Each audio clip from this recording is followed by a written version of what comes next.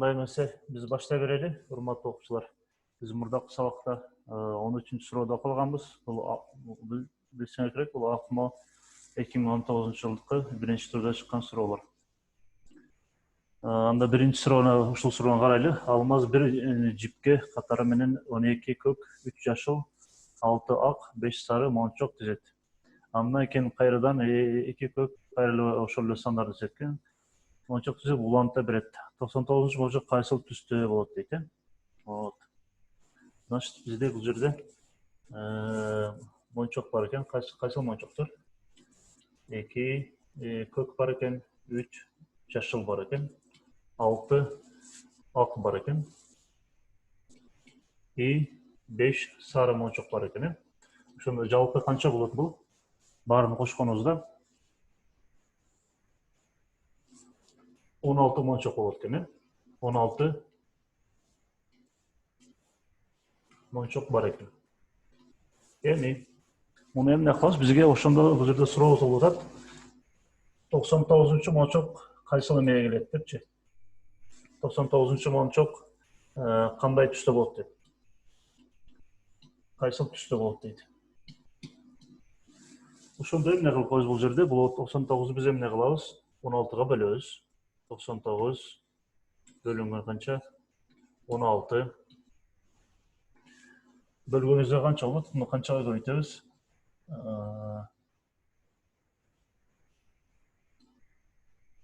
6га көбөйтөлү. 6га көбөйтсөк 36, 6 болот бул жер. 36. Бул жер 6 болот, 6 1 6, ошондо эмне 96 болот экен. Анда кемиткенибизде ошондо бизге эмне калып калды? 3 калдык калып калды. 3 остаток калып калды. Значит, бул 3 остаток эмне болот? Биринчи, экинчи түс эмне экен бизде?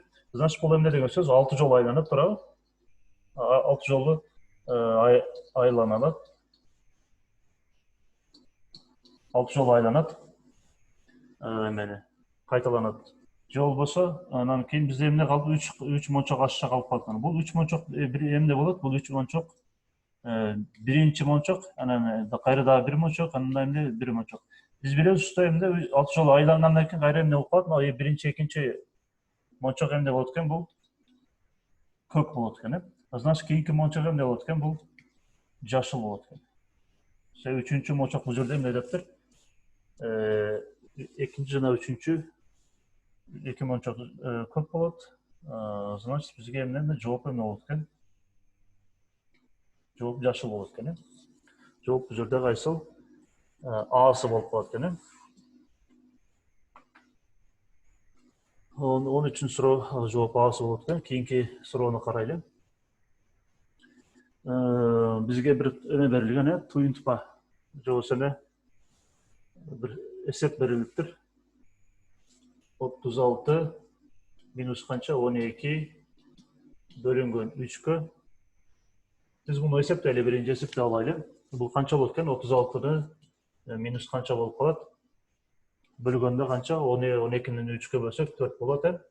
И барабар бизге эмне калат экен? 32 калат экен. Эми бул жерден суроо бизге эмне деп атат? Мо туюнтманы дейт, мо минус менен бөлүүнүн местосуна, же болбосо жерин алмаштырсак, бул жерде жооп кандай өзгөрөт дейт. Же болбосо орусчасы, если выражение поменять местами знаки минус и деление, то как изменится ответ дейт. Ну, значит, эмне кылабыз? 36 экөөнү местосын алмашалы.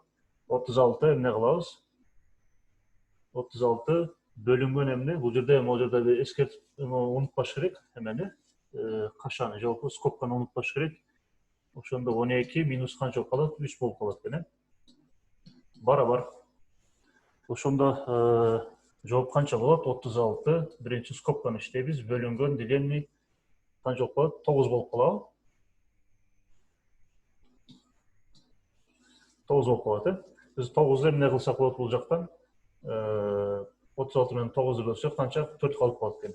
Ошондо бизден канчага өзгөрөт дейт. Значит, эмне кылабыз бул жерде? 32-ден эмнени минус этебиз? 4-тө кемиткенде, значит, канча калат экен бизде? 28 қалады екен. Вот, значит, жауап эмне болот экен? Мына 28 эмеге азайып. Меньше на 28 екен. Мына жауап қайсы болот екен? Жауап Б-сы болот экен. Кийинки эмени улантабыз.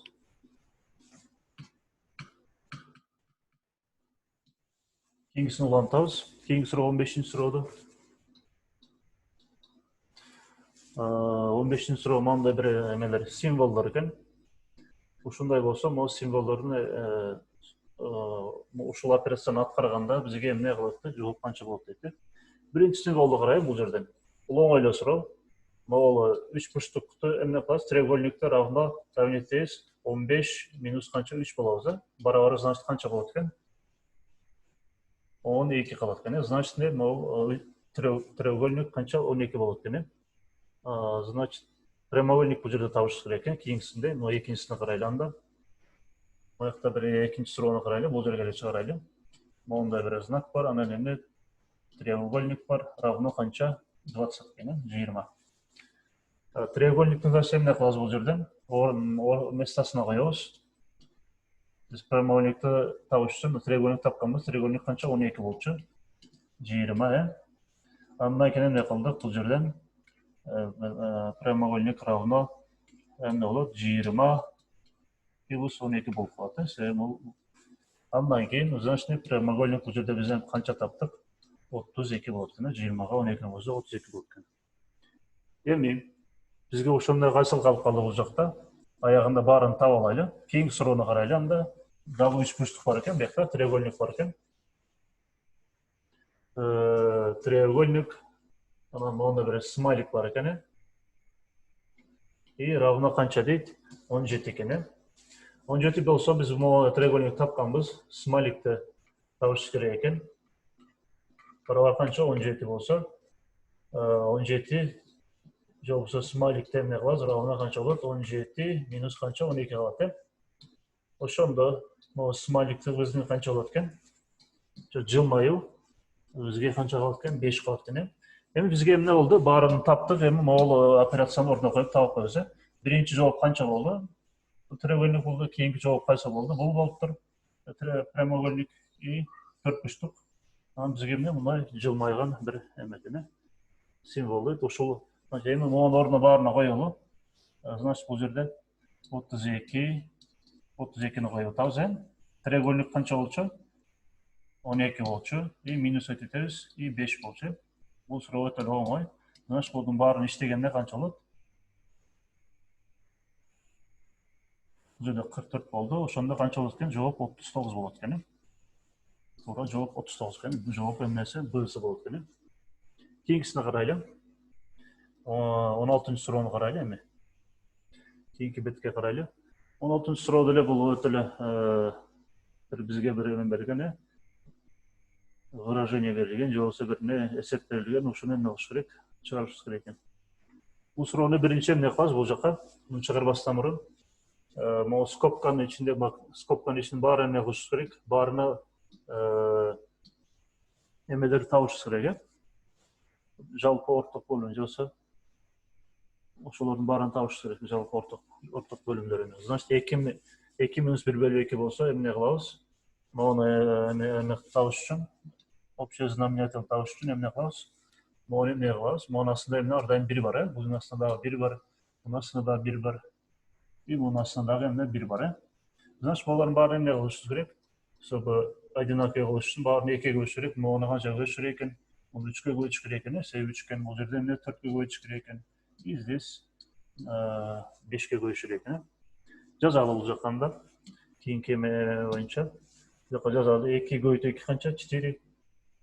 4 бөлүү канча? 2 минус 1 бөлүнгөн 2 скобка. И көбөйтүү кайра эле эмне? 3 көбөйтүү 2.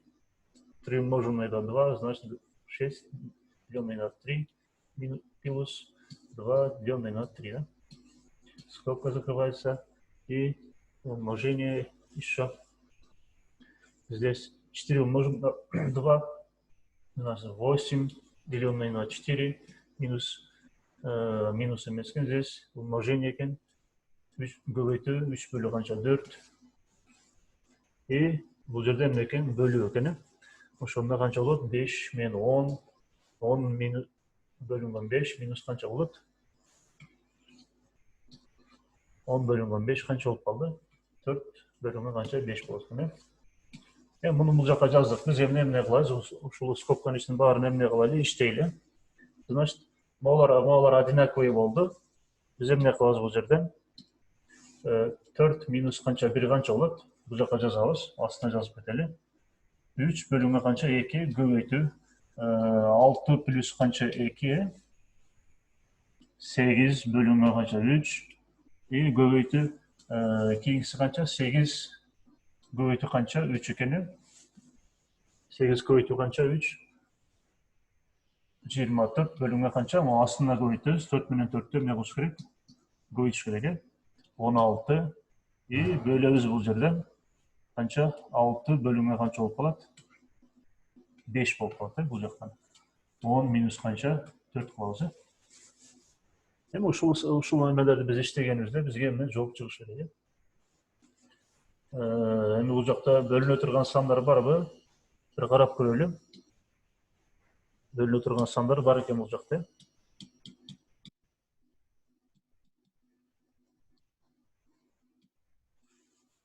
3 менен 3'tü biz bölüp salsak болот. Кайсыл менен кайсыны еще 8 менен бул жакта 1 калат. 8 менен кайсы 16-ны бөлүп салайлы. Канча бул жакта 1, бул жакта 2 калат экен. Ошондо бизге эмне калып калды бул жактан иштей турган 1 көбөйтүү канча? 1 көбөйтүү 24 бөлүнгөн канча калды? 2 көбөйтүү 1 көбөйтүү канча? 2 могуну биз бөлүүгө көбөйтүүгө айландырайлы. 6 bölü kança болот? 5 bölü 6 болуп калат. Могуну айландырганда, могу жерден көбөйтүүгө айландырганда эмне болуп калат? Могуну көбөйтүүгө айландырганда эмне болуп калат? Бул экөө эмеси салмашып калат. Уланталы. Андан кийин бул жерде эмне калат бизге? 24 bölүнгөн канча? 4 көбөйтүү канча болуп калат экен? 5 bölүнгөн канча? 6 болот экен. Бул жерде кыскарта алабызбы? Кыскарта алабыз. Мисалга кайсыл? Бул сан менен биз бул санды бөлсөк болот. Ошондо бул жерде 1 калат, бул жерде канча? 4 калат. Барабар дейли дагы уланталы. Барабар канча болот экен? 4 bölүнгөн канча? 4 көбөйтүү 5 bölүнгөн канча? 1 калды. Дагы бул кыскарта турган болсок, дагы кыскара турган сан бар экен бул жерде. 4 менен 4 кыскарат, бизге эмне калат экен ошондо? 1 көбөйтүү канча? 5 bölүнгөн 1 или канча? Жооп эмне болот экен? Бизге жооп 5 болот экен. Ошондо туура жооп кайсыл болот? Асы болот. Эми кийинкисиге өтөлү. 400-төгү шар саткан адам дейт, 16 адамга бирден шар сатты. Эгерде ар бир түстөн эң аз бир шар сатылган болсо, бирде түстө шар сатып алган адамдардын саны эң көп канча боло алат дейт. Бул суроону кандай кылабыз? У продавца, который продает шарики 4 цветов, 16 человек купили по одному шарику. Если по каждому цвету было куплен хотя бы один шарик, какое наибольшее число человек могли купить шарики одинакового цвета? Вот, бул жерде эмне кылабыз? Допустим, дейли канча? Бизде 4 киши бар. Допустим, А, Б, С, Д 4 киши деп алалы. Баары эмне болот? Бирден эмне алыптыр? Минимум бирден эмне алыптыр? Шарик алыптыр.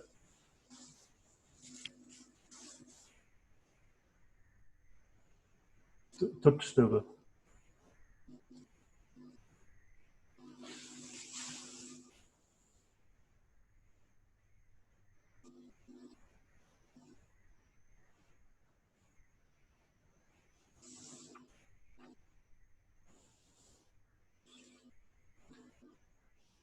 Ошондой болсо, биз эмне кылсак болот? Могуларды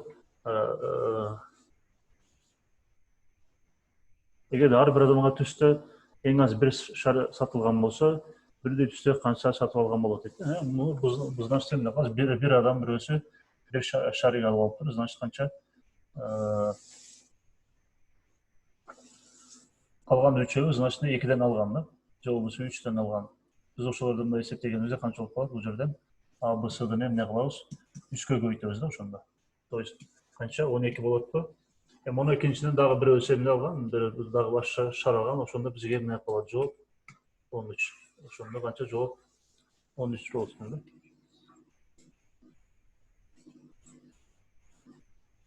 Кийинки суроо менен уланталы. 18-ci суроону карайлы бул жерде. Атасы 36 жашта, балдары катары менен 2, 4, 5 жана 7 жаштарында дейт. Канча жылдан кийин атасынын жашы балдарын жаштарынын суммасына барабар болот дейт. Возраст отца 36 лет, возраст детей 2, 4, 5 и 7 лет. Соответственно, через сколько лет возраст отца будет равен сумме возрастов детей. Вот. Значит, бул жерде эмне кылыш керек? Атасы канча? 36 жашта. Балдары 2, 4, 5, 7 жашта экен. Канча жылдан кийин? Биз билбейбиз, кайсы жылдан кийин. Ну, давайте Т деп алайлы. Т жылдан кийин деп алайлы. Т жылдан кийин эмне? Атасынын эмеси болот экен. Атасынын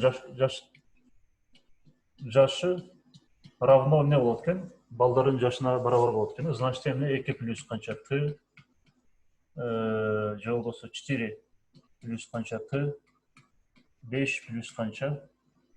Т и 7 плюс эмне болот? Кайра эмне? Т болуп калат.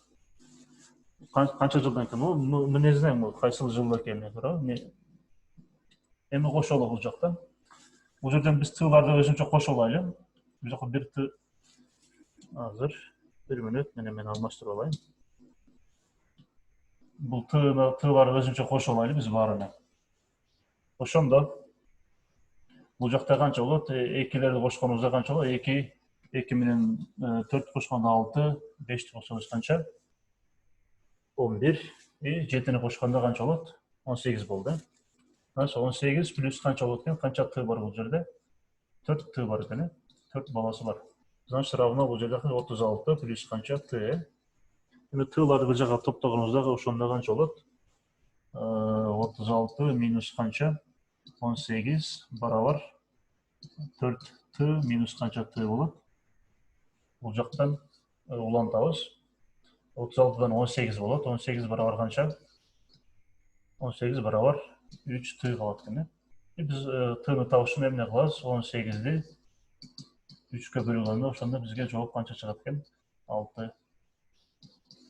Значит, канча болот экен? 6 жылдан кийин атасынын жашы балдарын жаштарынын суммасына равно болот экен. Значит, жооп кайсы болот экен бул жерде? Жооп Асы болот экен. Уланталы. 19-ci суроо менен. Бизге мындай эме бериптир, графтар берилиптир. Фигуралар бериптир бизге. Треугольник бар экен, прямоугольник бар экен, 6 уголник бар экен туурабы? И 7 уголник бар экен. Жоксо 7 бурчтук, 6 бурчтуктар бар экен. Фигуралар ортосунда бир байланыш бар. Ошого карата белгисинин ордуна кайсы сан жазылышы керек дейт. Могу жерге карасаңар канча? Бул өтө оңойлуу, мындай логикалык суроо.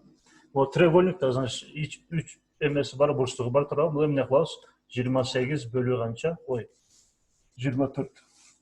Азыр 24. 24-тү бөлөбүз канча? 8ге, значит, канча болот? 3 болот экен. Бул жерде 48-ди канчага бөлөбүз? 12ге бөлгөндө равно канча? 4 болот экен. Туура эле четырехугольник болот туурабы? Бул треугольник. Значит, 65-ти канчага бөлөбүз? 65 бөлүү канча? 13 барабар канча? 5 чыгатпы? Ошол сыяктуу эле, значит, могу жерде эмне канчага эме кылыш керек экен? 96-ны канчага бөлүшүбүз керек экен? 96 бөлүү канча? 6га бөлүшүбүз керек экен. Ошондо бизге эмне? Могу жердеги сан чыгат. Ошондо бөлгөндө канча болот? 1'den beri öze. Andan keyin kança? 16 болот экен да жооп ошондо. Жооп могул жерде канча? 16 болот экен жооп. 6-га бөлгөнүбүздө, значит канча жооп 16 болот экен.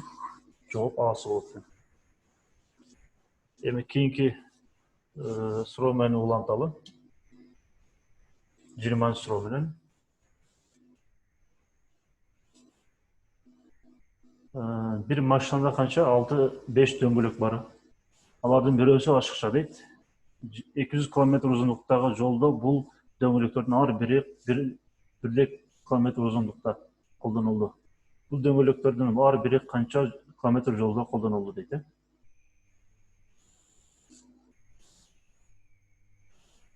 Түшүнүңөрдү? Бул в одной машине есть 5 колес.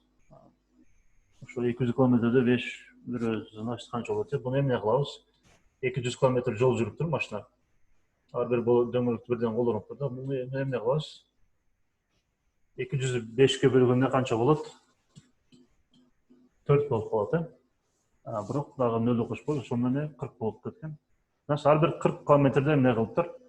Дөңгөлөк алмашыптыр да. Значит, биз эмне кылабыз? Биз ар бир километрде бул дөңгөлөктөрдүн ар бири канча километр жолдо колдонулду дейт. Ар бири канча километрде колдонулду дейт. Значит, канча 200дөн биз эмне кылып коебуз? 40ты кемитип коебуз. Значит, ошондо бизге канча 160 километр. Значит, ар бир 160 километрде эмне болуптур? Бул дөңгөлөктөр эмне болуптур? Колдонулуптур. Бул жактан карайлы, 60-чы эмени. Значит, жооп канча? В'сы болот экен. Төмөндөгү түйүнпалардын кайсынысы эң чоң мааниге? Какое из следующих значений выражения наибольшее дейт? Эң высший кайсы болот дейт. Бул суроо оңой эле болуш керек. Биринчи суроонун A'сын карайлы биз бул жерде. A'сында эмне деп атат? 2 умноженный 0 плюс канча 1 плюс канча 7 равно канча болот бул жерден? Биз 0 кошуу 8 болуп калат, и жооп канча болуп калат? 8 болот экен. Биз B'сыны карайлы. 2 кошуу 0 кошуу канча? 1 кошулган 7 болгондо, значит бул жерде канча? 10 болуп калат экен. V'сыны карайлы. 2 кошуу канча? 0 көбөйтүү 1 плюс канча 7 болгондо канча? Бул жер 9 болуп калат экен. Акыркысы G'сыны карайлы. 2 кошуу 0 кошуу 1 көбөйтүү канча 7 болот экен. Ошондо канча? 2 плюс канча 7 барабар канча? 9 болуп калат. Эми бул жерде эң чоң кайсы болуп атат? Силерге баарыңарда көрүп тургандай эле кайсы жооп эң 8 чоң эмес, 9 чоң эмес, бул экөө бирдей, значит жооп эң чоң 10 болот экен. Жооп кайсы болот экен ошондо? Жооп B'сы болот экен. Кийинкисин уланталы анда. 22-нчи суроого өтөлү. 22-нчи суроо.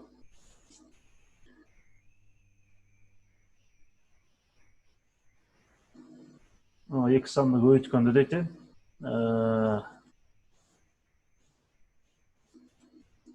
Кайсынысы эң жакын болот дейт. Могу эки суроону эки санды көбөйткөндө дейт. 0 бүтүн канча дейт? 0 0 315 көбөйтөбүз кайсы санга? 79 285 и 64. Ушул санга көбөйткөндө ответтердин варианттардын кайсынысына жакын болот дейт. Бул жөнөкөй эле көбөйтүү эмеси. Биз көбөйткөндө канча болот? Бул экөөнү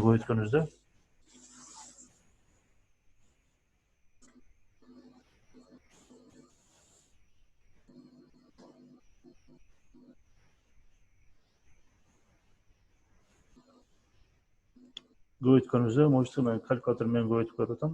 28 564 564 дейт. Бул экөөнү көбөйткөнүбүздө жооп канча болот дейт? 2497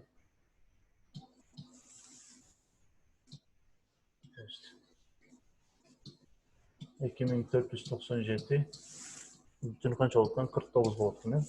Ошондо бул кайсы эң жақын болған қайсысына болып жатады бұл жерде? Жауап қайсысы Б-сі болады.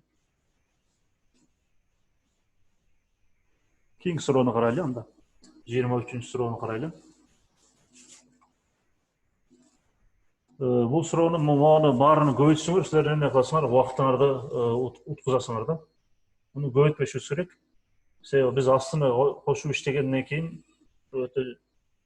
кейбір сандарменен де қысқартқанға тура келіп қалады. Ошон үчүн бул үстү кала берсин, но бирдин кереги жок бизге. Ошондо биз мындай калсын. 2 көбөйтүү 3 4 4 көбөйтүү 5 6 7 8 бар. Бөлүү. Могу сандарды биз кошуп алайлы. 8 менен 1 кошуп алайлы биз маяктан. Азыр мындай кылайлы, мен бекте көрсөтөйүн. Biz 8 menen kaysına 8 menen emnene 1'de koşuyla kança olur? 9 болады. Plus başka 2 menen kaysını koşuyla 7'ni koşuyla kayrayla 9 olur. Plus 3 menen 6'nı koşuyla kayrayla kaldı 9 olup kaldı. Plus kaç kaldı bizde? Akırkı 2 san kaldı. 4 menen 5'ti koşuyla kayrayla olup kaldı 9 olup kaldı. Bu antalı bu жерден. Üstü oşamda kalırsın 2 göğütü 3 4 5 6 7 8 bunu göğüt böyle turarız. Onu göğütsek vaqt özgörtedi. Значит, bu жерде 9'dan kaç var eкен? 4 var eкен. Значит, 4 göğütü emne de olsak болады. Biz 9 da olsak болады. Oşamda bu жерде қысқара тұрған сан бар бі? Қысқара тұрған сан бар екен. Ошол кайсы сандарды кыскартсак болот? Biz bu жерден 4'te bu жерден эмне кыскартсак болот? Кыскартсак болот. 9 bizde emne var da. Barabar 9'u biz emne kılıp жазып алайлы. 3, анан көбөйтүү 3 да 9. Ошондо могу 3 менен бул 3'ü да кыскартсак болот. Бул 3 менен бул 6'ны да кыскартып салайлы. Ошондо канча калат? 3 калат экен. 2 калат. Бул жерден 2 калып калат. Ошондо бул жерде канча? 2'ні кыскартканда бул жерден 2 калып калат. Ошондо бизге кайсы сандар эле калып калды? 2'ni көбөйтөбүз, 5'ti көбөйтөбүз. 2'ni көбөйтөбүz кайра, 7 анан эмне 8'и көбөйтүп калабыз. Ошондо биз эмне кылабыз эми? Ушул сандарды көбөйтүп чыгарайлы. Бизге жооп ошондо жооп чыгып калат. Ошондо биз 5 менен могу 3'ünü көбөйткөнүбүздө канча? 20 болот жооп. 20 көбөйтүү 7 менен 8'и көбөйтөлү канча? 56. Ошондо биз ушуларды көбөйткөнүбүздө канча болуп калат? 1120 болуп калат жооп. Ошондо жооп кайсы болот экен бул жерде? Б-сы болот экен.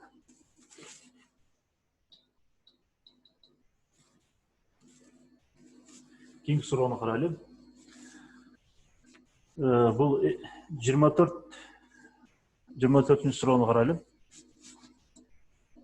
Bir n деген сан бар экен, двухзначный. 2 орындуу сан экен. Эгерде n саны 9'ga бөлсөк, калдык 1 калат дейт. Эгерде n санын 10'ga бөлсөк, калдык канча? 10 калат дейт. Эгерде n санын 11'ге бөлсөк, остаток канча калат дейт. Значит, бул экөөнүн эмне двухзначный сан болсо, биз муну мындай кылып алайлы. Биз 9'ga бөлүнгөн двухзначный сандар кайсы сандар бөлүнөт? Biz 99'dan başlayalım. 99, andan emne bolot eкен? Gayra 90, 81, andan emne bolot? 72, 9'a bölünген sanдар. Andan kaysı bolot bul жерден başka? 72, 63, 54, şunday getiriyor. 90 sanдар. 10'a bölüngen sanдар, 90 sanдар kaysylar? 90, еще кайсыл? 80, 70, 60, 50, ушундай кетет 90 сандар. Значит, бул жерде эмне болуп атат? Бизге калдык сурап атат. Калдык сураганда, значит, биз мояктан эмне кылабыз? Экөөнө эң жакын болгон сандар кайсылар? Мисалы 90 менен 90ды алып карасак, экөө болбойт туурабы? 91 менен 91ди бөлсөк, анда 10дун калдыгы 1 болуп калат, 9го 1 болот, аныкы туура эле болот. 81 деле ошол туура келбейт. 80 деле экөө себеби эмне? 82 кылсак, анда калдык 1 болот, бирок 10го бөлгөнүбүздө 82 2 калдык калып калат. Бизге калдык 10го бөлгөндө 3 болуш керек. Ошон үчүн 72-ни карайлы. Значит, бул жерде 73 кыла турган болсок, бул жакта да 73 кылайлы.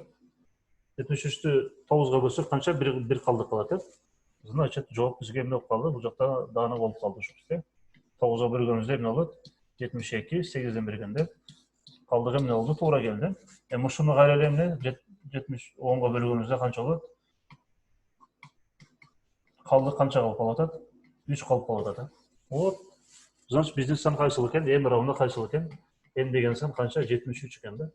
А бул 73-тү биз канчага? 11ге бөлгөнүбүздө бизден эмени сурап атат. Ошондо биз эми 6-ны беребиз. 66 бергенибизде канча болот? Калдык канча калат экен бул жерде?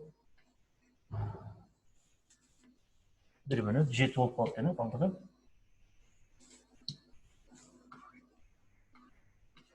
Жооп, значит, эмне болот экен бизде? Жооп 7 болот экен, калдык. Остаток канча болот экен, значит?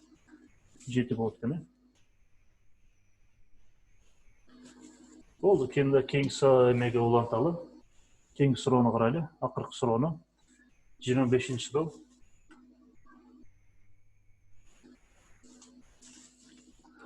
Акыркы суроону карайлы. Ала Тоо мектебинде балдар менен кыздардын саны барабар дейт.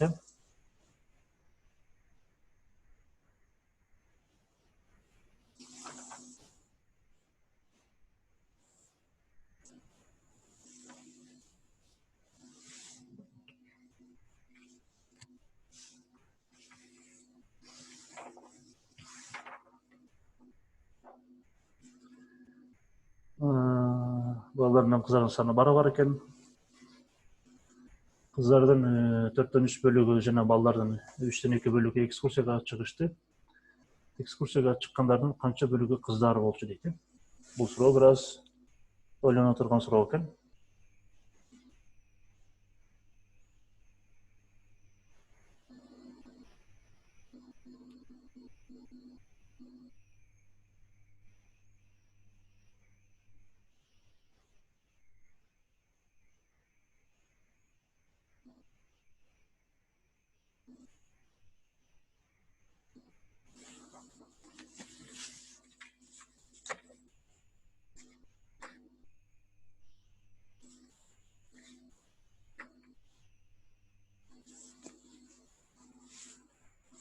Бул суроону кандай кылабыз? Значит, биз эмне кылайлы? Экскурсияга кимдер чыккан? 3 бөлүнгөн 4 плюс 2 бөлүнгөн 3. Общий чыккандарды санап алып эсептеп алайлы биз. Бул жерден, значит, канча кылыш керек? Жалпы орток бөлүм табыш үчүн муну 3кө, муну канчага? 4кө бөлүш керек. Ошондо 9 плюс канча болуп калат? 8 бөлүнгө канча? 12 болот. Же болбосо 17 бөлүнгө канча болуп калат? 12 болуп калат. Бул, значит, общий чыккандардын эмеси.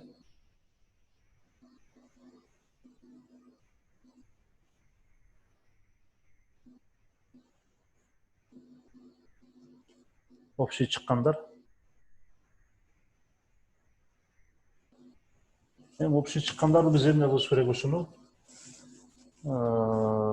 Кыздарга бөлүп койсок, ошондо биз эмне болуп калат? Бизге кыздардын саны чыгып калат да. Муну кандай кылабыз? Бул жакта чыкпагандар канчага? 4төн 1 бөлүгү кыздарды калып калган,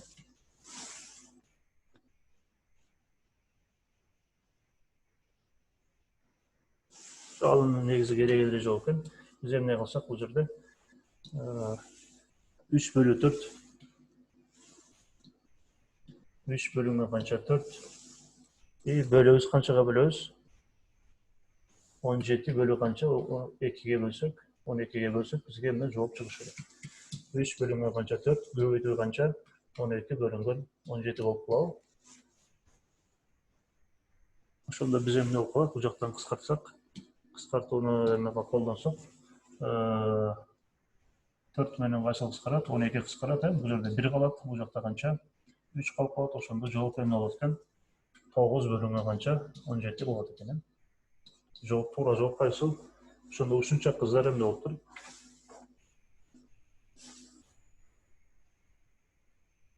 X общий чыккандардын канча бөлүгү? 9 бөлү 17 болот экен. Жооп ошондо кайсы болот? Жооп V'сы болот экен. Болду, биздин эмебиз силер менен бүгүнкү эмени бүтүрдүк, бүгүн аяктадык. Ошондо